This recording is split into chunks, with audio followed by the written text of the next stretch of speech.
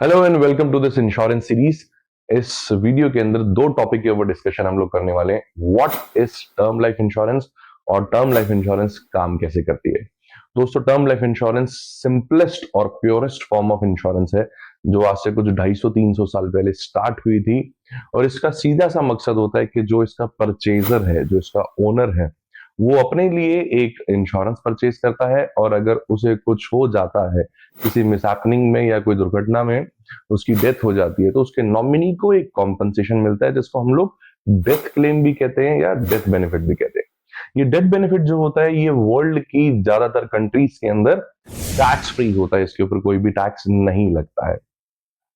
Term life insurance के अंदर कोई कैश वैल्यू नहीं होती। इंश्योरेंस, लाइफ इंश्योरेंस की बाकी पॉलिसीज की तरह ये काम नहीं करता, जिसके अंदर एक मेच्योरिटी की उम्मीद होती है कि कुछ साल प्रीमियम देने के बाद आपको एक मेच्योरिटी मिलती है।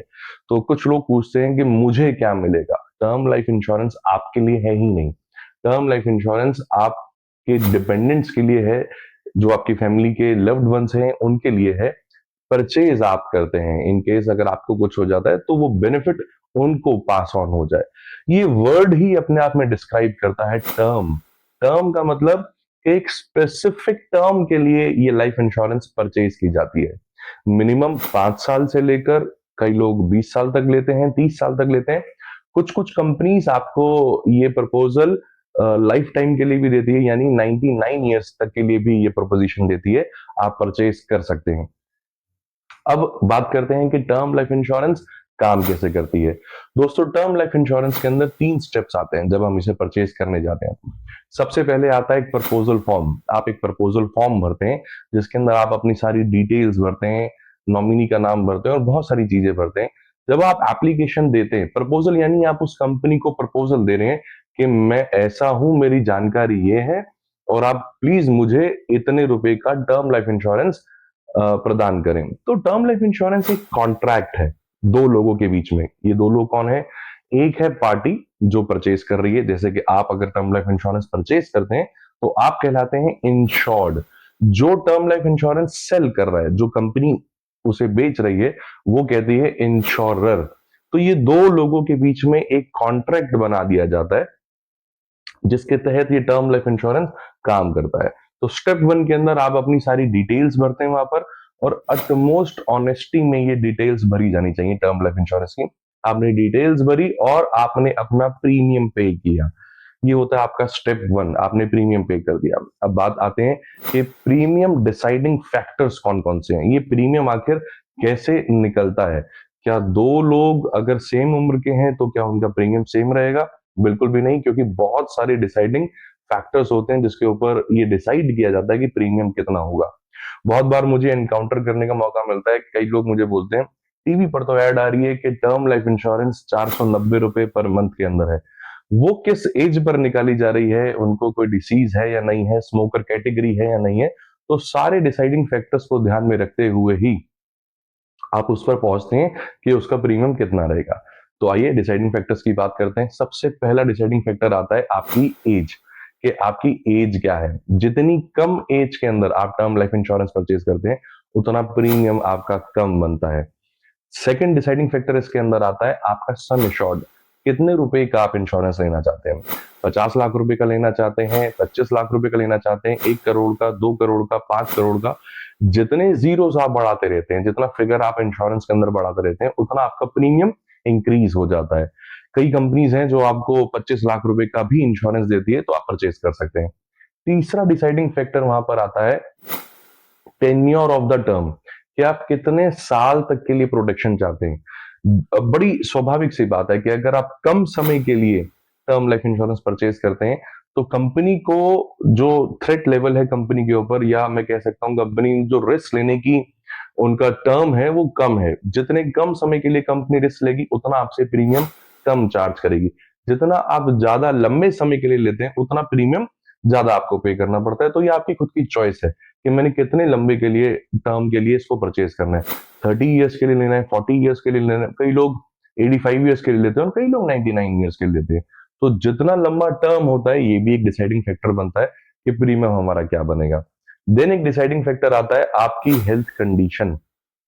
क्योंकि ये सेकंड स्टेप होता है, उसके बारे में बात करूंगा मैं। बट एक हेल्थ कंडीशन भी, कि हेल्थ कंडीशन आपकी स्टैंडर्ड है, सब स्टैंडर्ड है या एक्स्ट्रॉर्डिनरी है, कैसी आपकी हेल्थ कंडीशन है, इन सब फैक्टर्स के ऊपर भी प्रीमियम डिसाइड करता है। Then premium paying term means कि आप प्रीमियम जो देना चाहते हैं, आप रेगुलर पेयर हैं। सपोज आपने एक 30 साल की पॉलिसी परचेज की टर्म लाइफ इंश्योरेंस की, तो क्या आप 30 साल के लिए पेमेंट देना चाहते हैं? क्या आप लिमिटेड वर्जन में जाना चाहते हैं, आप लिमिटेड पेयर हैं? यानी कि एक तो तरीका है कि आप जितने साल की पॉलिसी ले रहे हैं उतने साल पे करते हैं, और दूसरा तरीका है कि आपने लिमिटेड टाइम में देकर इसे खत्म कर दिया। जितने कम टाइम के लिए लेते हैं उतना आपको इंश्योरेंस कंपनीज जो है वो डिस्काउंट्स भी देती हैं अपने टोटल प्रीमियम के ऊपर। But at the time of purchase आपको जरूर लगेगा कि यार मेरा प्रीमियम महंगा हो गया, बट आप टोटलिटी में अगर चेक करते हैं तो वो महंगा नहीं होता। टोटलिटी में आपको उसके ऊपर डिस्काउंट मिलता है। और देन आता है आपका लाइफस्टाइल, कि आपका लाइफस्टाइल कैसा है, कि आप स्मोकर कैटेगरी में आते हैं, एल्कोहलिक कैटेगरी में आते हैं, या नॉन स्मोकर और नॉन एल्कोहलिक में आते हैं। आप टोबैको, किसी भी प्रकार का तंबाकू लेते हैं या नहीं लेते। तो ये सारे डिसाइडिंग फैक्टर्स हैं जो डिसाइड करते हैं कि आपका प्रीमियम कितना रहना चाहिए। इसीलिए कभी बताया नहीं जा सकता कि दो सेम एज के लोग, अगर उनका लाइफस्टाइल डिफरेंट है, उनके हेल्थ कंडीशंस डिफरेंट है, उनका पे स्केल एक और बहुत बड़ा डिसाइडिंग फैक्टर है। अगर आप एक एचआई कस्टमर हैं, आप 20 लाख रुपए से ऊपर कमाते हैं सालाना, आप सैलरीड हैं या इनकम टैक्स पे ही हैं, सेल्फ एम्प्लॉयड हैं, तो कई कंपनीज एचएनआई कस्टमर्स के लिए भी प्रीमियम वहां पर कम रखती है। तो ये सारे डिसाइडिंग फैक्टर्स आते हैं जो आपके टर्म प्लान के प्रीमियम को डिसाइड करते हैं। तो ये पहला स्टेप था जिसमें आपने प्रपोजल फॉर्म भरा, देन आपने प्रीमियम पे किया। सेकंड स्टेप आता है आपके मेडिकल टेस्ट। उसमें आपके मेडिकल टेस्ट होते हैं कई। अब वो सम एश्योर्ड आपने क्या डिसाइड किया है उसके अकॉर्डिंगली वो टेस्ट होते हैं। कई बार वो घर पर आके होम विजिट्स में आपके ब्लड सैंपल्स लेके जाते हैं और वहां से मेडिकल टेस्ट होते हैं।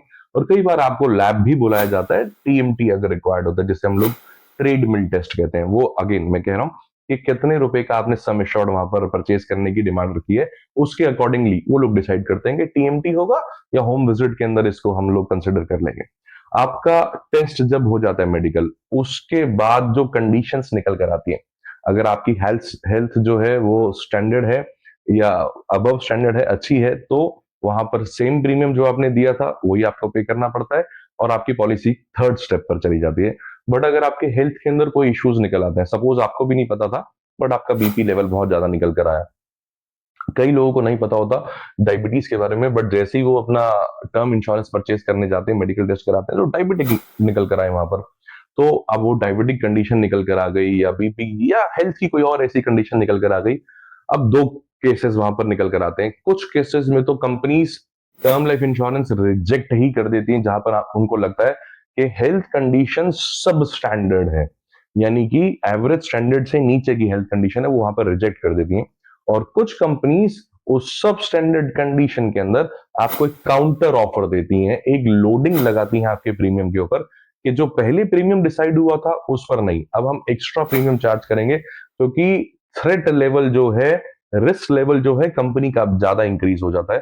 तो क्या इस रिस्क लेवल को मैं लेना चाहता हूं या नहीं, कंपनी डिसाइड करती है और उसके बाद वो काउंटर ऑफर देती है। अब कस्टमर के बात आती है कि कस्टमर ने क्या इस काउंटर ऑफर को एक्सेप्ट करना है या नहीं करना है। कस्टमर चाहे तो काउंटर ऑफर एक्सेप्ट कर सकता है और वो थर्ड स्टेप पे चले जाता है।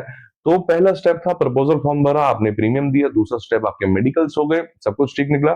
और अब आता है तीसरा स्टेप जिसके अंदर आपके फाइनेंशियल अंडर राइटिंग्स को चेक किया जाता है। यानी कि अगर आप सैलरीड हैं तो आपकी सैलरी स्लिप बहुत मैटर करती है। ये सारी चीजें, सैलरी स्लिप हो गया या आपके बैंक स्टेटमेंट हो गया या आपकी आईटीआर, अगर आप सेल्फ एम्प्लॉयड हैं या बिजनेसमैन है तो वहां पर आपकी आईटीआर को कंसिडर किया जाता है। तो इन पैरामीटर्स के ऊपर ये टर्म प्लान काम करता है, डिसाइडिंग फैक्टर्स काम करते हैं।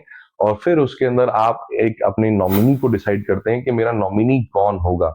नॉमिनी ब्लड रिलेशन के अंदर ही दिया जाता है। आप अपने स्पाउस को रख सकते हैं, अपने पेरेंट्स को रख सकते हैं, अपने बच्चों को रख सकते हैं उसके अंदर। तो नॉमिनी किसी बाहर वाले को, आउटसाइडर को क्यों नहीं रख सकते? क्योंकि इंश्योरेबल इंटरेस्ट वहां पर क्रिएट हो जाता है, इसीलिए ब्लड रिलेशन के लोगों को रखा जाता है नॉमिनी।